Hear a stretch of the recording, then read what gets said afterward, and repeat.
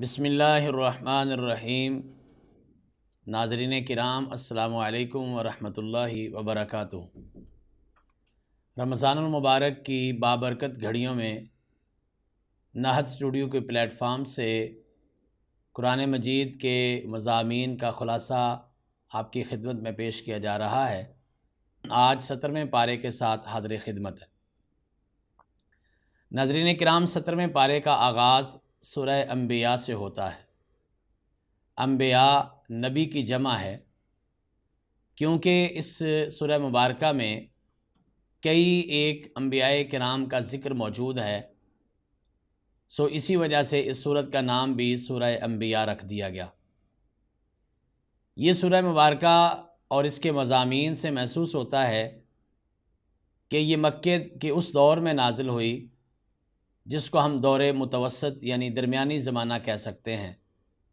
نبوت کے اعلان کو کچھ سال گزر چکے تھے اور مسلمان وہاں پہ اپنی دعوت لے کر اور اپنا اللہ کا پیغام لے کر وہاں پہ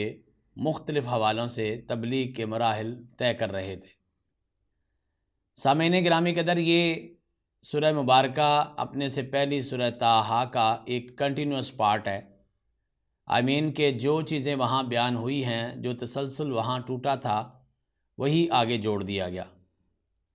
حضرت موسیٰ علیہ السلام کا ذکر وہاں بھی موجود تھا اور اس سورہ مبارکہ میں بھی آگے شامل کیا گیا، اور اس کے بعد اس سورہ مبارکہ کے اندر کافروں کو ان کے انجام کی یاد دلا کر یا باقی امتوں کے حالات بتا کر بڑی سخت تنبیہ کی گئی ہے، بلکہ دھمکی دی گئی ہے،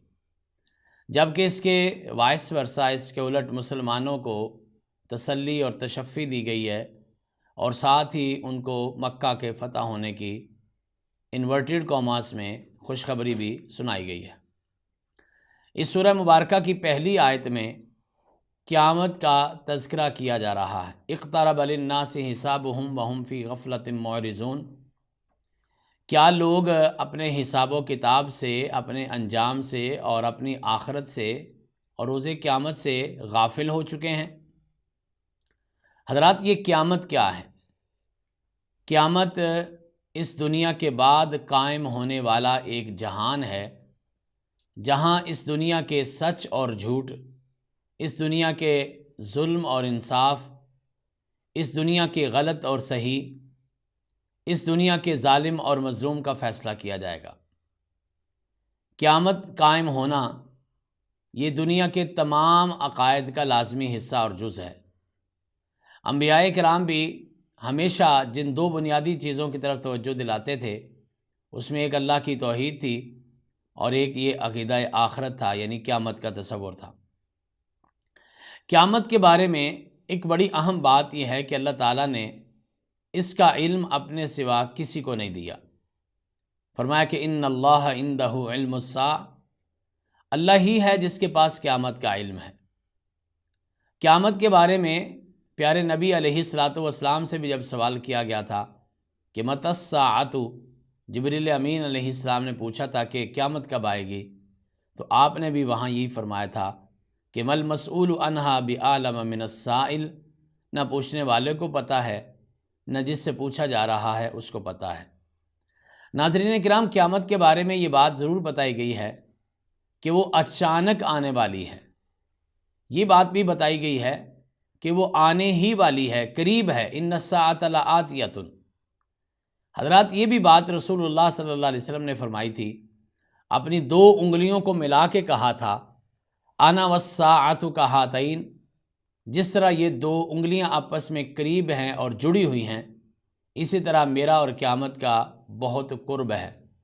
اور میرے اور قیامت کے درمیان کوئی اور نبی یا کوئی اور رسول یا شریعت بھی نہیں آئے گی۔ ناظرین کرام، قیامت جو ہے یہ اللہ کے قرآن کا ایک بڑا ہی تفصیلی مضمون ہے۔ جہاں بھی اللہ تعالیٰ اس پہ بات کرتے ہیں تو بڑی ڈیٹیل سے بات کرتے ہیں۔ اذا وقعت الواقعہ لیس لوقعتها کاذبہ خافضۃ الرافعہ، اذا رجت الارض رجا وبست الجبال بسا، یا پھر اذا السماء انشقت واذنت لربها وحقت واذا الارض مدت والقت ما فيها وتخلت، یا پھر اس طرح سے کہ حل عطا کا حدیث الغاشیہ وجوہ یومئذ خاشیہ عاملۃ ناصبہ تصلیٰ نار حامیہ تسقیٰ من عین آنیہ، یہ اس انداز میں قرآن پاک نے، جس کی ایک جھلک میں نے آپ کے سامنے پیش کی ہے، قرآن پاک میں سینکڑوں نہیں ہزاروں آیات جو ہیں وہ قیامت سے ریلیٹڈ ہیں اور قیامت کے مضمون کو بیان کرتی ہیں۔ اللہ اور اس کے رسول صلی اللہ علیہ وسلم نے انسانوں کو قیامت کے دن کے بارے میں کئی ایک حقائق بتائے ہیں، بتایا ہے کہ یہ جمعے کے دن قائم ہوگی، بتایا ہے کہ یہ اچانک قائم ہوگی، بتایا ہے کہ یہ حساب کا دن ہوگا، بتایا ہے کہ یہ 50,000 سال کا دن ہوگا، لیکن زیادہ تر اس کی نشانیوں کے بارے میں رہنمائی کی ہے۔ اس حدیث جبرائیل میں جب جبریل امین علیہ السلام نے اللہ کے پیغمبر علیہ السلام سے پوچھا تھا کہ قیامت کب آئے گی، تو آپ نے کہا تھا مل مسئول عنہا من السائل، تو پھر اس نے یہ سوال کیا تھا کہ اس کی کوئی نشانیاں تو بتا دے۔ اسی طرح سے بہت ساری نشانیاں جو ہیں وہ احادیث کے اندر بھی موجود ہیں، سینکڑوں نشانیاں جو ہیں وہ احادیث کے اندر بیان کی گئی ہیں، قرآن پاک میں بھی موجود ہیں، جن میں کائنات کے امام علیہ السلام فرمایا کرتے تھے کہ ان تلد الامۃ ربتہا، اولاد اپنے ماں باپ سے بھی زیادہ سیانی ہو جائے گی اور اپنے ماں باپ کو جو ہے وہ اپنے بچوں اور غلاموں کی طرح ڈیل کرنے لگ جائے گی۔ پھر اس کے بارے میں بتایا کہ انتر الحفاۃ العراۃ العالۃ رعاء الشاء یتطاولون فی البنیان، وہ چرواہے، وہ غریب لوگ جن کے جسم پہ کپڑا نہیں تھا، جن کے پاؤں میں جوتے نہیں تھے، وہ لوگ جو ہیں وہ اتنے امیر ہو جائیں گے کہ وہ اپنی بہت بڑی بڑی بلڈنگز پہ جو فخر کیا کریں گے۔ قیامت کی نشانیوں کے بارے میں یہ بھی بتایا گیا کہ جہالت عام ہو جائے گی، یہ بتایا گیا کہ قتل عام ہو جائے گا، یہ بتایا گیا کہ شراب عام ہو جائے گی، یہ بتایا گیا کہ لوگ صحیح احادیث کو چھوڑ کر جھوٹی احادیث پر زیادہ توجہ دیں گے، یہ بتایا گیا کہ اس دور میں خواتین جو ہیں وہ ایسا ہی لباس پہنے گی جیسا لباس پہننے کے باوجود برہنہ ہے، یعنی وہ ٹائٹ قسم کا لباس پہنے گی یا پھر وہ ایسا اوپن قسم کا لباس پہنے گی یا پھر وہ ایسا لباس باریک قسم کا پہنے گی کہ لباس پہننے کے باوجود بھی ان کا جسم جو ہے وہ اریاں ہوتا ہوا نظر آئے گا۔ ناظرین کرام، قیامت کی یہ جو نشانیاں ہیں اس میں بہت ساری چیزیں جو ہیں وہ آج ہمیں پوری ہوتی ہوئی دکھائی دیتی ہیں، لیکن اس کے باوجود بھی ہمیں یہ بات ذہن میں رکھنی چاہیے کہ قیامت تو جس دن کو بندہ فوت ہو جاتا ہے اسی دن اس کے قیامت کا پروسیجر شروع ہو جاتا ہے، لہٰذا ہمیں وہ بڑی قیامت اور بڑے حادثے کا انتظار کرنے سے پہلے یا اس کے بارے میں اندازے لگانے سے پہلے، اس کے بارے میں بحث و تمہیز کرنے سے پہلے سوچ لینا چاہیے کہ میری موت تو کسی وقت بھی آ سکتی ہے اور میری موت ہی میرے قیامت کے معاملات کا آغاز ہے۔ اللہ تعالیٰ اب ہم سب کی موت اور قیامت کے معاملات کو آسانیوں میں بدل دے۔ اس سورہ مبارکہ میں آگے چل کر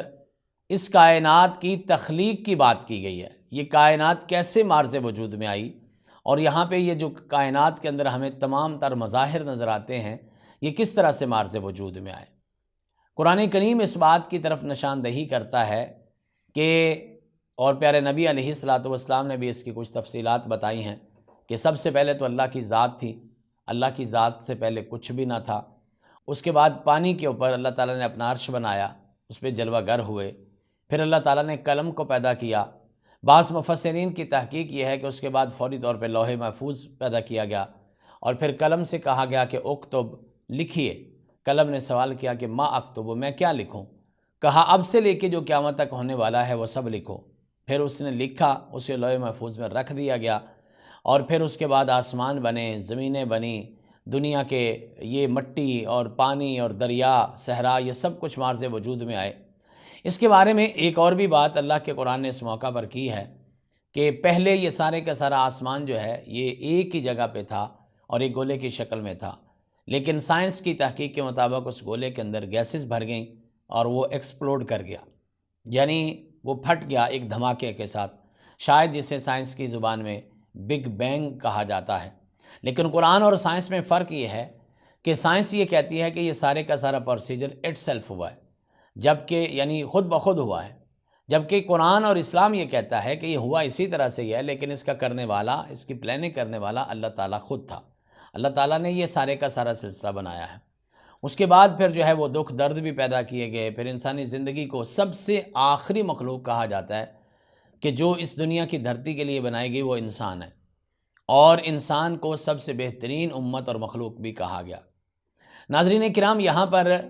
تخلیق کائنات کے بارے میں بہت ساری تھیریز، بہت سارے تبصرے، بہت سارے تجزیے چلتے رہتے ہیں، لیکن یہ قریب ترین تجزیہ ہے جو میں نے آپ کی خدمت میں پیش کیا ہے۔ ناظرین کرام، اس کے بعد سورہ حج کا آغاز ہوتا ہے۔ سورہ حج جو ہے یہ مکی صورت ہے اور اس کا کچھ حصہ مدینہ میں بھی نازل ہوا ہے۔ سورہ حج میں جو مکی حصہ ہے اس میں عقائد کی بات ہوئی ہے، اس میں اخلاقیات کی بات ہوئی ہے، اس میں سابقہ امتوں کے واقعات کی بات ہوئی ہے، لوگوں کے لیے عبرت بنانے کی بات کی گئی ہے۔ اور جو ہماری مدنی حصہ ہے تو اس میں مدنی صورتوں کی طرح زیادہ زور جو ہے وہ ہمارے عملی زندگی پر دیا گیا ہے، ارکان اسلام پر دیا گیا ہے، لوگوں کے باہمی معاملات پر دیا گیا ہے، اور ایسے ہی مختلف لوگوں کو ان کا انجام بتا کے آنے والے وقت کے بارے میں ان کو متنبع کیا گیا ہے کہ آپ اپنی حرکات سے اور اپنے معاملات سے باز آ جائیے، ورنہ آپ کا بھی وہی حشر ہوگا جو پہلے انکار کرنے والوں کا حشر ہوا ہے۔ اس اعتبار سے یہ ایک دعوت ہے۔ اور اسی سورہ مبارکہ میں حج کے بارے میں اپنے نبی سے کہا گیا کہ وَأَذِّن فِي النَّاسِ بِالْحَجِّ يَأْتُوكَ رِجَالًا، آپ حج کے لیے لوگوں کو بلائیے۔ بے شک یہ ایک سنسان علاقہ ہے، ویران میدان اور چٹیل ہے، بے شک یہاں پہ کوئی آس پاس کی آبادی نہیں، لیکن آپ دیکھیے گا کہ پوری دنیا سے لوگ جو ہیں وہ یہاں پہ آئیں گے، پیدل بھی آئیں گے، سواریوں پر بھی آئیں گے، اور بہت بڑا لشکر جو ہے وہ یہاں پہ جمع ہوا کرے گا، جس کی ہم نے اپنی آنکھوں سے کئی بار مثالیں دیکھی۔ ہر سال الحمدللہ وہاں پہ لاکھوں حجاج کرام پوری دنیا سے جمع ہوتے ہیں اور وہ یہ فریضہ حج جو ہے وہ ادا کرتے ہیں۔ ناظرین کرام، حج کا معنی ہوتا ہے ارادہ کرنا، ارادہ اللہ کے گھر کی زیارت کا۔ اسی لیے بہت سارے ہمارے اسلاف نے حج کی تعریف یہ کی ہے کہ القصد والارادۃ لحج بیت اللہ فی ایام معلومات وفی اوقات معلومات، کہ یہ وہ عبادت ہے جو بیت اللہ میں جا کے اس کی زیارت کر کے کی جاتی ہے، اس کی مخصوص دن ہیں اور اس کی مخصوص جو ہیں وہ طریقہ کار ہے، مخصوص اعمال ہیں اس کے۔ اور یہی وہ حج ہے جس کے بارے میں اللہ تعالیٰ نے فرمایا کہ وَلِلَّهِ عَلَى النَّاسِ حِجُّ الْبَيْتِ مَنِ اسْتَطَاعَ إِلَيْهِ سَبِيلًا، کہ مسلمانوں پر یا انسانوں پر اللہ کا حج فرض ہے، کم از کم زندگی میں ایک بار۔ رسول اللہ صلی اللہ علیہ وسلم نے فرمایا تھا کہ لوگوں تم پہ حج فرض کر دیا گیا ہے، قد فرض علیکم الحج فحجوا، تو حج کرو۔ پھر آپ سے پوچھا گیا تھا کہ کیا ہر سال حج ہے؟ تو آپ نے اپنا چہرہ مبارک دوسری طرف کیا، پھر دوسری بار تیسری بار پوچھا گیا تو آپ نے سختی سے منع کر دیا گیا تھا کہ ایسے سوال نہ کرو کہ اگر اس کا جواب دے دیا جائے تو تمہارے لیے سختی پیدا ہو جائے۔ تو ایک بار یہ حج فرض ہے، اور حج جو ہے کوئی بندہ اگر جان بوجھ کے نہیں کرتا تو اس کے بارے میں پیارے نبی علیہ الصلوۃ والسلام نے بڑے سخت الفاظ ارشاد فرمائے ہیں، اور فرمایا کہ من لم یمنہ حاجۃ ظاہرۃ او سلطان جائر، وہ بندہ کہ جس کو کوئی ظاہری حاجت یا کوئی بادشاہ نہیں روک رہا، یا کوئی بیماری نہیں روک رہی، کوئی ضرورت نہیں روک رہی، تو وہ اگر حج نہیں کرتا تو پھر وہ ایسے ہی ہے جیسے یہودیوں کی موت مر گیا یا عیسائیوں کی موت مر گیا۔ جبکہ اس کے برعکس جو بندہ حج کر آتا ہے اس کے بارے میں فرمایا کہ رجع کیوم ولدتہ امہ، وہ گناہوں سے ایسے پاک ہو کے آ جاتا ہے جیسا کہ وہ آج ہی اس کی ماں نے اس کو جنم دیا ہے۔ ناظرین کرام، حج اور عمرہ جو ہے یہ بالکل وہاں پہ ادا کیے جاتے ہیں، لیکن اس میں کچھ بڑے اہم فرق ہیں جو ہمارے ذہن میں رہنے چاہیے۔ حج کا دن مخصوص ہیں، جبکہ عمرہ کسی وقت بھی کیا جا سکتا ہے۔ حج جو ہے اس میں ایک خطبہ حج بھی ہوتا ہے جو اس کا رکن اعظم ہے، لیکن عمرہ میں ایسا کچھ نہیں ہوتا۔ حج کے موقع پر قربانی بھی کرنا ہوتی ہے، لیکن یہ کام عمرہ کے لیے ضروری نہیں ہے۔ ناظرین کرام، حج اور عمرہ میں یہ فرق ملحوظ رہیں تو ہمیں اللہ تعالیٰ سے دعا بھی کرنی چاہیے کہ اللہ تعالیٰ آپ ہم سب کو کم از کم ایک بار ضرور اپنے گھر کی زیارت کا موقع نصیب فرمائے اور ہمارے یہ اعمال قبول کر کے ہماری نجات کا ذریعہ بنائے۔ وآخر دعوانا ان الحمد للہ رب العالمین۔